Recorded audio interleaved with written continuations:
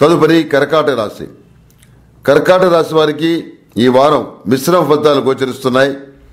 ఆదాయ వ్యయాలు సరిసమానంగా ఉంటాయి. వృత్తి ఉద్యోగ వ్యాపారాల పరంగా నూతనమైన మార్పులు ఏవి చోటు చేసుకోవు.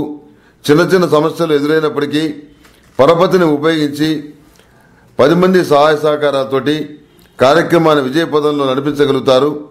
మానసిక ప్రశాంతత కొరవడుతుంది. నిందలు అపోహలు ప్రచారంలో ఉంటాయి. కొత్త బాంధవ్యాలు ఏర్పడతాయి.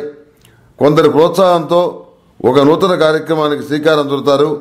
విద్యాపరమైన విషయాలు అనుకూలంగా ఉంటాయి. ఎక్కువగా శ్రమిస్తారు. శ్రమకు తగినటువంటి ఫలితాలని పూర్తి స్థాయిలో అందుకోవడానికి మరి కాస్త సమయం పడుతుందని గ్రహిస్తారు.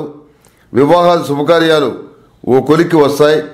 నిరుద్యోగులైన విద్యావంతులకు చదువుకు తగినటువంటి ఉద్యోగం లభిస్తుంది. మానసికమైనటువంటి ధైర్యం, మానసికమైన ఉత్సాహం కలుగుతుంది. బదిలీ కోసం చేసే ప్రయత్నాలు, గ్రీన్ కార్డు కోసం చేసే ప్రయత్నాలు సానుకూల పడతాయి. ఎక్కువ సమయాన్ని కుటుంబ సభ్యులతో గడపడానికి ప్రాముఖ్యతనిస్తారు. కానీ అది ఆచరణ సాధ్యం కాకపోవచ్చు. నిత్యం దుర్గాదేవి అష్టోత్తరం పఠించడం, అమ్మవారిని పూజించడం చెప్పదగినటువంటి సూచన.